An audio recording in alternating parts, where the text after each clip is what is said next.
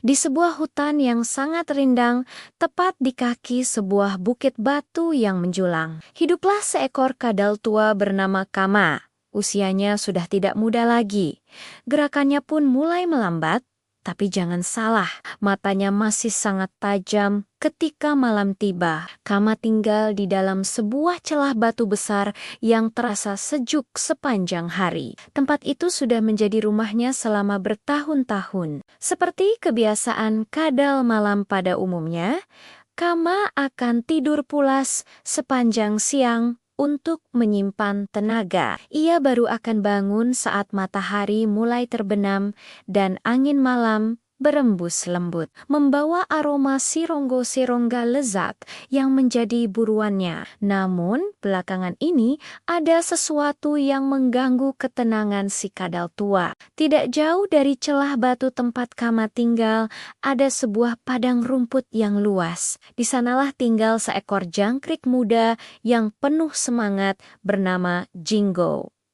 Jingo sangat suka bernyanyi. Baginya, dunia ini akan terasa hampa dan sunyi jika ia tidak menghasilkan suara merdu dengan menggesekkan kedua sayapnya.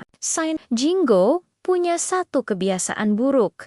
Ia suka bernyanyi keras di waktu yang salah, terutama ketika Kama sedang berusaha untuk tidur nyenyak. Pada suatu siang di musim panas, saat matahari berada tepat di atas kepala dan udara terasa sangat hangat, Kama sedang terlelap di dalam sarangnya.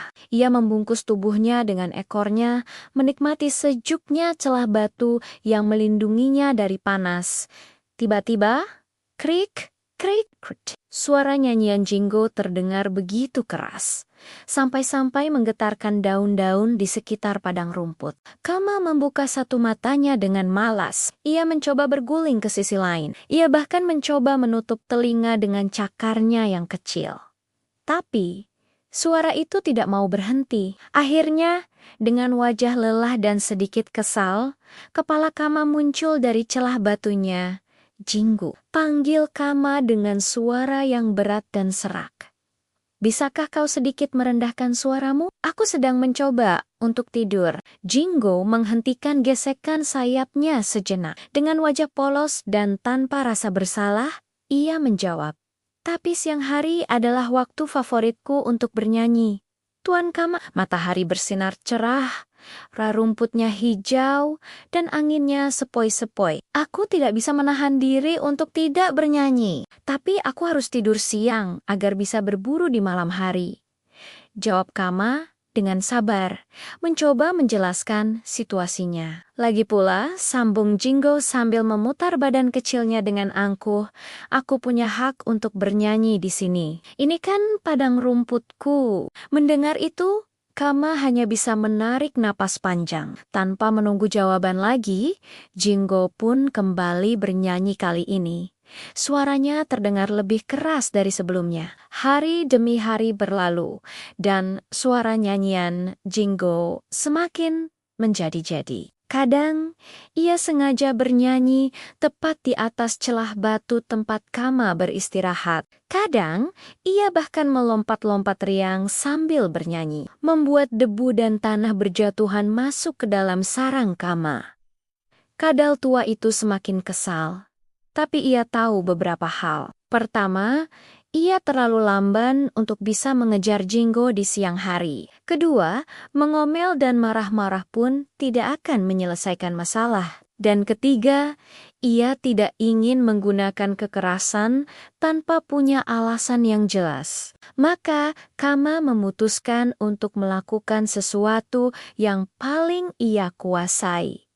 Mengamati, menunggu, dan berpikir. Mungkin, kata Kama pada dirinya sendiri, aku harus menegurnya dengan cara yang berbeda.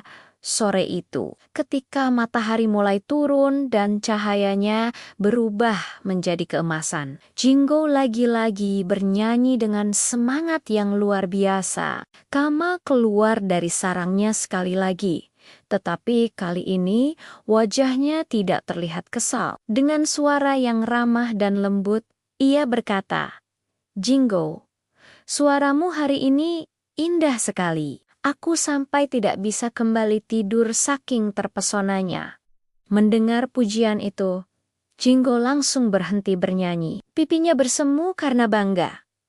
Benarkah Tuan Kama? Aku tahu aku memang berbakat. Jadi, kau suka laguku? Oh, tentu saja.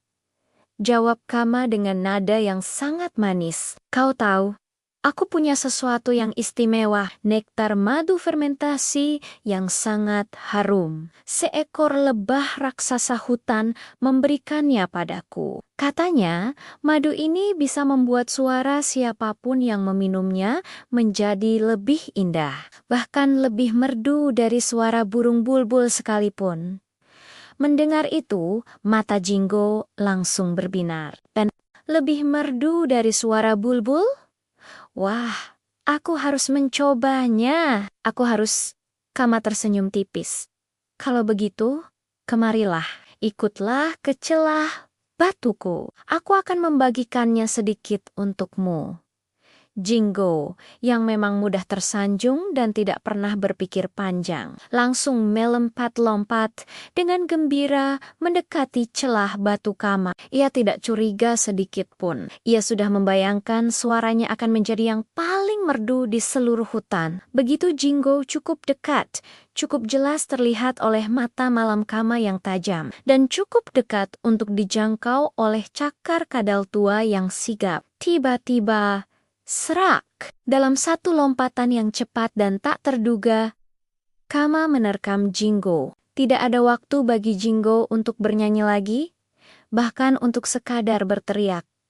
Semuanya terjadi begitu cepat, dan sejak hari itu, padang rumput di sekitar celah batu itu menjadi jauh lebih tenang. Beberapa hewan hutan yang mengetahui kejadian itu sering berbisik satu sama lain. Kalau saja Jingo lebih menghormati waktu istirahat kadal tua itu, mungkin nasibnya tidak akan berakhir menjadi santapan dan Kama sendiri. Meskipun tidak pernah menyesali perbuatannya, sering berkata kepada hewan-hewan muda di hutan, "Jangan pernah meremehkan ketenangan makhluk lain. Jangan sombong hanya karena merasa suaramu paling indah. Dan ingatlah selalu, kesombongan bisa menjadi suara terakhir yang kau keluarkan."